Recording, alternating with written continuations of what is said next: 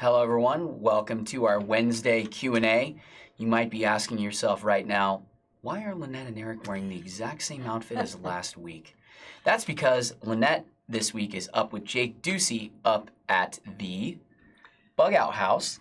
And I forgot to bring another shirt. Therefore, we are recording this on the same day we did the Q&A last week. So you're watching this, we didn't even get up. We just went straight to another Q&A. So, for those of you tuning in for the first time, we take your questions that you email to us at questions@itmtrading.com, and we put them on the screen. We ask them live, so you get a real organic response. We're only doing 5 questions today because we're not taking live questions because we're pre-recorded. So, AJ asks, Okay. With a very limited financial budget, would it be best to buy silver first since it's more affordable than gold? I am just looking to be able to buy food and rent during a reset/crash.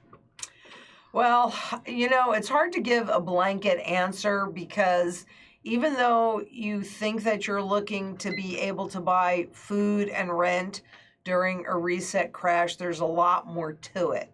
Having said that, it depends on how much you have to work with because, frankly, you need both. And I've done enough studies for how both gold and silver behave during that. Maybe we should pull that out and rerun that. And which one does better? That.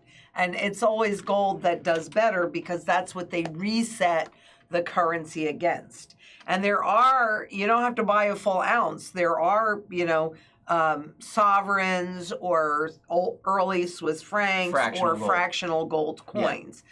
So I think that it really depends on, if you're only coming in with, what's the minimum, $1,000 or something? Yeah. Okay, so you could do a little bit of fractional gold and then silver because you really need both. You really do. I know a lot of people go, well, I'm stacking silver, but I have both, and I have more gold than I do silver. But the gold will ensure you're able to pay your rent, and the silver will ensure that you can buy your food, but you also might want to think about growing some food and securing your food security because we're already seeing, again, shelves and the grocery store going bare, aside from the fact that the prices are spiking.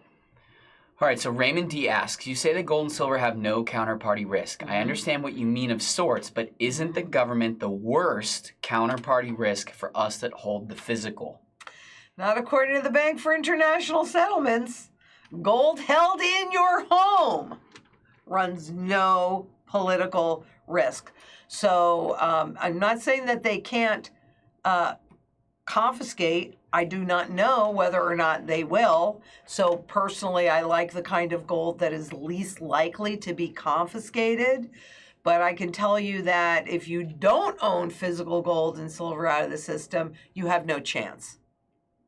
They're not going to go knocking door to door saying, give me your gold and silver because there's not that many people that are holding physical gold and silver. So they'll do it just like they did in 33, most likely. Make it illegal, make the penalties really, really ridiculously steep, and make it the patriotic thing to do, right? So most people are just going to turn it in. Not everyone will, but most people are going to turn it in. It'll be hard to deal with because it's a black market item. But I think you nailed that question because I think that's where they were going with that was the confiscation piece. And so in that sense, on bullion stuff, yes, the biggest counterparty risk would be the government if that should happen. Yeah. So I think you did a good job on that one. Thank you. I was gonna say that, and then you were like, oh, but what if they do the comp? So that was awesome. Well, look, history tells us that the most likely outcome is that they are going to confiscate. And I was really lucky. Well, I've been groomed for this moment in time. There's no doubt about it. But, I will never forget. And I don't think that it really made a big statement to me at the time because I was 10 years old when we were in my uncle's back bedroom and he showed my parents and me, because I was there, these 2 safes full of gold when it was illegal to hold 5 ounces, more than 5 ounces. And, it wasn't until, it's many years now, but I was sitting there and I was writing. And I remember I said, if you were alive like I was in 1971, and then all of a sudden that image came up in my mind and I went, oh my goodness, Collectible gold. collectible gold, period, because all that gold was 33. And then loophole, exactly. And then you're holding the kind of gold that you can use, not black market, in the normal marketplace, which is what I personally want to do. Yep. So I think that answers Raymond's question. All right, so Jennifer78 asks, it appears that the banking elite are artificially depressing the prices of silver and gold by dumping worthless paper contracts on the market. Yep. I believe that they are doing this so that they can buy even more gold and silver before the reset. This low price also discourages other buyers. Yep. My question is, if the banking elite own most of the gold and silver at the reset, how can we prevent them from being in charge again after the reset? Well, I don't know that we're going to be, because we can choose. If we come together in community, then we can choose to say no to what they have in mind. They won't be able to force us if there's enough of us that can come together and say, look, we want a more fair system and we want to have a say. We want to have choices. If they remain in power and nobody stands up and everything goes digital, then that means having real money outside of the system is the only way that you're ever going to be able to protect it. Protect your purchasing power and protect your wealth. Because digitally, they can do anything they want. That's programmable money. Yeah. And if you have no alternative, you have no alternative. So now they remain in power and they're able to really do not nice things. And you have no choice. We talked about this on the 2 weeks ago Q&A, but I think the chances of them the banking elite staying in power it's going to happen. Like there's no way we're 200 plus years of ingrained strategy and But look at what's been happening. And I mean, this is not the first time that we've had scandals come out of the IMF or the BIS or any of them. But every time that happens, it knocks the confidence. And when everybody has lost, that's why what's going on with inflation, right? And first Powell's coming out and saying, oh, it's transitory, it's transitory, it's transitory. Nobody believed it because it didn't feel, look, smell transitory. And now he's coming out and saying, well, it's here for longer. We're not going to do anything, and they're writing papers on should we even pay attention to inflation expectations. I mean, they're scrambling for answers. They know that they're losing the confidence of the public. So if they lose that, how are they going to get that back? Who's going to listen to them? Do they have to?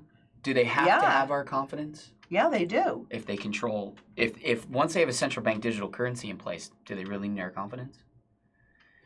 They completely control every bit of the programmable money. Do they have to have our confidence? Well, people can go to a barter system. They could, but I mean, we're talking on a global scale. I mean, yeah, sure, but I mean, the chances seem way more likely to. I don't know. It's such a big con game. And when that confidence is lost, it's hard to get back. And if people do not have confidence in the powers that be, they will not have confidence in the money and they won't use it. I mean, goodness, when you stop and look at we could not be living in more interesting times. But look at what's going on in China around their CBDC. Right? They brought it out. I mean, I have this whole thing, which you guys will be seeing soon. So first they're going to work with Alipay. They're going to work with all of these private digital currencies that are out there, so they say. Right? Now there's a big battle brewing because no government, and I don't know who's going to win this, whether it's going to be the private cryptos or the CBDCs. So again, you could go back to, well, that's been ingrained for, well, it hasn't been 200 years, so the Fed's been around since 1913. But, more than 100 years, people don't even remember when we were on a good money standard. Yeah. And yet, when the CBDCs, and they tested it, China's further along than anybody else is on it, and they were giving this money away, and they were still having trouble with adoption. And so that didn't work, so now they've got to go attack private cryptos because They figured they could just slip that in. I don't know. I'm not prepared to say one way or the other who's going to win this battle. I know that central banks and governments are not going to give it up easily. It's easy, though, to change. I mean, but if people don't associate... population... The population doesn't associate with, like, the central bankers, right? They don't know who the central bankers are. True. Right? They just know the faces of their own government, which are easy to change and try to rebuild confidence through manipulation. I don't know. I think this is a very interesting battle royale. I agree. I have the utmost confidence that the central bankers are going to remain the central planners. And you know what? And maybe because I really don't want that. And I have hope. 100%. I have hope. We don't want that. I have hope. I have hope. Because more and more people are waking up, and yes, it requires the public to have confidence in these ruling bodies, and that confidence has been really waning for a number of years, and there certainly could be something that just makes them lose confidence. Yeah, but that's why we had to have Kaplan and Rosengren. Now they are no longer part of the Federal Reserve because that knocked the confidence of the public. Oh no, it was health issues. That's why they resigned. Yeah, because somebody's going to kill them? No. No, I didn't see that it was health issues. One of them said it was health issues. They didn't say they resigned because of the trading. Yeah. Okay.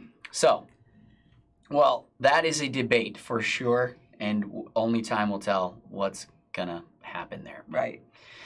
So, and I think you hope that I'm right. I absolutely hope that you're right. I don't know. You know, the Rothschilds came into power in the 1800s or the 1700s, and started instituting their banking systems all around the world. That's true. And then they got their hands into the United States by using 20-year charters before they made the Federal Reserve, and they're just so deeply ingrained in all this that the central banks are so deeply ingrained. I feel like they're just going to they're going to roll this thing out how they want to roll it out, make it seem like this is it's falling apart, but they've got this other plan to back it all up. And when, we'll find out. I think, Time is gonna but I tell. hope you're right. I hope, I hope right that too. your hope prevails. Me too. I'll just say that. Me too. I can't guarantee it, but. James D asks, when the dollar falls, who sets the value of gold and silver? He said, please don't say the government. I didn't put that on there, but he said, please don't say the government. No, it's actually the central bankers that are going to revalue the currency against gold, and it'll be based on how much money is out there and how much of that money that's out there they want to cover, hence the cover ratio. And that's the unknowable, right? Until they actually do that. Frequently, I think on average, the most normal ratio is 1,000 to 1. Could that be true this time? Sure. Could it be more? Sure. I mean, could it be less? Sure. I mean, I don't know what that cover ratio is going to be. But, it's the central banks, and it's based on the money that they got to cover and reset and revalue. All right, so Carolyn D asks, both you and Gregory Manarino believe that we're headed into a hyperinflationary depression. A, what does that mean? Because it sounds contradictory. And B, why should I be concerned? Oh, you should be very concerned. But what that means, and we're kind of experiencing it right now, where you have prices going up rapidly and you have growth that's declining rapidly. And we already are, so you may have heard the term stagflation. And I'm hearing that and seeing that more and more because that's exactly where we are right now. We've got slowing growth and we've got greater inflation. So a hyperinflationary depression would be that, but on steroids, because officially hyperinflation is 50% inflation, right? So we're not there yet, although we are pretty close in some areas. We're seeing those kinds of levels of inflation. But yeah, and that's also why when people say, well, I hear about deflation, I hear about inflation, which one is it? And my response is always, it's just the opposite side of the same coin. So it actually doesn't really matter whether you're dealing with deflation or inflation, but there is only one way to deal with or fight deflation or a depression, and that is with inflation. And the only difference between inflation and hyperinflation is the speed of the inflation. So why should you be concerned? Because it's going to impact absolutely everybody. And if you're not prepared, then you're going to be in deep doo-doo. I mean, you know, you've got on average 80% of the population that ends up in abject poverty. Do you want to be part of that 80%? Because that's how it could impact you if you are not prepared for this. So at this point in time, it's time to cover your assets. And here at ITM Trading, we use the Wealth Shield. And the foundation of the Wealth Shield is real money that runs no counterparty risk and is virtually, you have it in your possession, but for all intents and purposes for everybody else, it's invisible. And it holds its purchasing power intact as they hyperinflate all of that debt away, including all of the money. So just keep in mind that I can't tell you that it's going to be Tuesday morning at 8:35, but I do not like what I'm seeing out there. I do. And I mean, if anybody's watching, there's no way that they're going, oh, this is good. Yeah, we're really doing great. I mean, it's just getting worse and worse. So definitely, please be safe out there. And until next time, bye-bye.